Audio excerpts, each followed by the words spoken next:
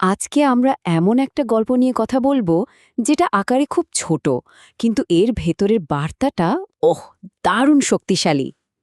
এই গল্পটা আমাদের দেখায় যে কিভাবে জীবনের সবচেয়ে বড় অনুপ্রেরণাগুলো প্রায় খুব শান্ত, অপ্রত্যাশিত জায়গা থেকে উঠে আসে। চলুন আর দেরি না করে এই অসাধারণ যাত্রার গভীরে যাওয়া যাক। দেখুন, গল্পটা শুরুই হচ্ছে একটা অসাধারণ শান্ত সুন্দর ভোর দিয়ে। এই দুটো লাইন পড়লেই না একদম চোখের সামনে দৃশ্যটা ভেসে ওঠে। ভোরের ঠান্ডা বাতাস বইছে আর রাতের অন্ধকার কেটে গিয়ে আলো ফুটছে। আর এই শান্ত পরিবেশটাই কিন্তু আসল ম্যাজিকটা করবে।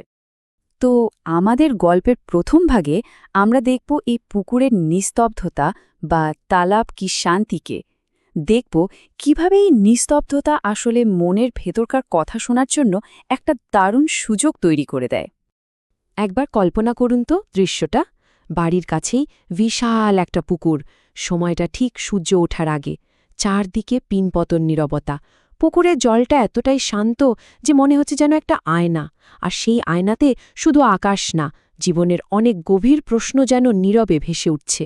এই নিস্তব্ধতাই ভেতরের চাপা কথাগুলোকে জাগিয়ে তোলে। আর এই শান্ত পরিবেশেই কিন্তু জন্ম নেয় জীবনের সবচেয়ে বড় প্রশ্নগুলো।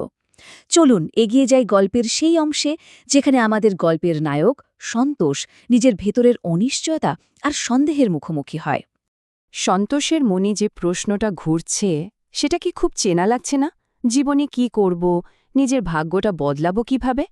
আমার মনে হয় জীবনের কোনো না কোনো সময়ে এই প্রশ্নটা আমাদের সবার মনেই আসে, তাই না? কিন্তু এই এত বড় বড় দার্শনিক প্রশ্নের পেছনের কারণটা কি? কারণটা কিন্তু খুব বাস্তব। টাকার অভাব আর জীবনে এক জায়গায় আটকে থাকার একটা হতাশাজনক অনুভূতি। এই লড়াইটাই ওকে বাধ্য করছে নিজের জীবনকে নিয়ে নতুন করে ভাবতে। আর ঠিক এখানেই গল্পটা একটা দারুণ মোড় নেয়। এই পর্বটার নাম এক ফোন এক স্বপ্ন। এখানে আমরা দেখব কিভাবে নেই নেই করার মানসিকতা থেকে কি আছে সেদিকে ফোকাসটা সরে যায়। একটা ছোট্ট চিন্তার পরিবর্তন।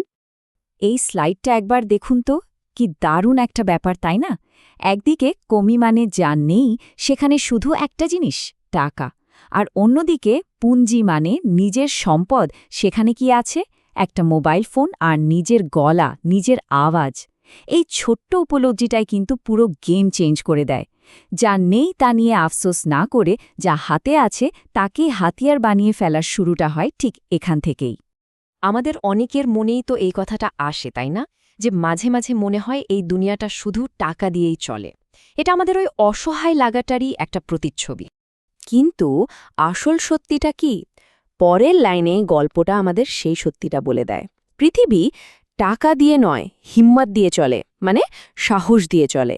ব্যাস, এটাই তো গল্পের আসল কথা। স্বপ্ন সত্যি করতে টাকা লাগে, কিন্তু তার চেয়েও অনেক বেশি যেটা লাগে সেটা হলো সাহস। আর সাহসটা যখন চলে আসে তখন পথও বেরিয়ে যায়। সন্তোষ ঠিক সেটাই করে। নিজের ফোন আর গলাকে কাজে লাগায়। ইউটিউবে ভিডিও বানানো, স্পটিফাইয়ে গল্প আপলোড করা। ভাবুন তো, হাতের ওই ছোট্ট মোবাইলটাকেই ও বানিয়ে ফেলল সম্ভাবনার এক বিশাল পৃথিবী। এবার আমরা চলে এসেছি গল্পের ক্লাইম্যাক্সে। এই অংশটার নাম হিম্মত কি আওয়াজ, সাহসের কণ্ঠস্বর। এখানে সন্তোষের মনের ভেতরের চিন্তাগুলো একটা কঠিন সিদ্ধান্তে পরিণত হয়। পুকুর পাড়ে বসে বন্ধুকে ও যে কথাটা বলে, সেটা সাধারণ কোনো কথা নয়, এটা ও জীবনের শপথ। একদিন আসবে যখন আমি শুধু গল্প শোনাব না, মানুষ আমার গল্প শোনার জন্য অপেক্ষা করবে। কি অসাধারণ একটা আত্মবিশ্বাস, তাই না? এটা ভবিষ্যতের কাছে নিজের একটা কমিটমেন্ট। আর যেই না ও এই সিদ্ধান্তটা নেয়, মনে হয় যেন পুরো প্রকৃতি ওকে সমর্থন জানাচ্ছে। বন্ধুটা হেসে ওঠে, বাতাস বইতে শুরু করে, আর পূব আকাশে সূর্য ওঠে। যেন একটা নতুন জীবনের সংকেত, সিদ্ধান্ত নেওয়া হয়ে গেছে। তো এই পুরো গল্পটা থেকে আমরা কি শিখতে পারি? চলুন শেষ পর্বে সেই নতুন ভোরের বার্তাগুলো একবার দেখে নিই। তাহলে আসল শিক্ষাগুলো কি কি? ১.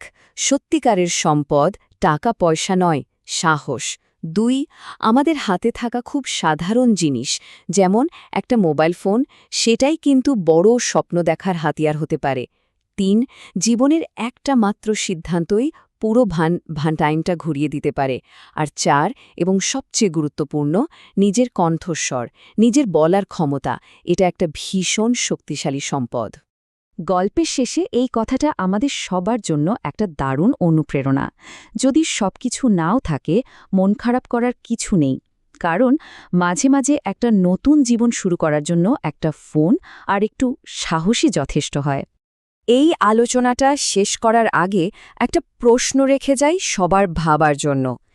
এই গল্পের কণ্ঠস্বর আর ফোনের মতো আমাদের প্রত্যেকের জীবনে এমন নিজস্ব সম্পদ কি আছে? কোন জিনিসটা ব্যবহার করে যে কেউ নিজের ভাগ্যটা গড়ে নিতে পারে? এই ভাবনাটা নিয়েই আজকের মতো শেষ করছি।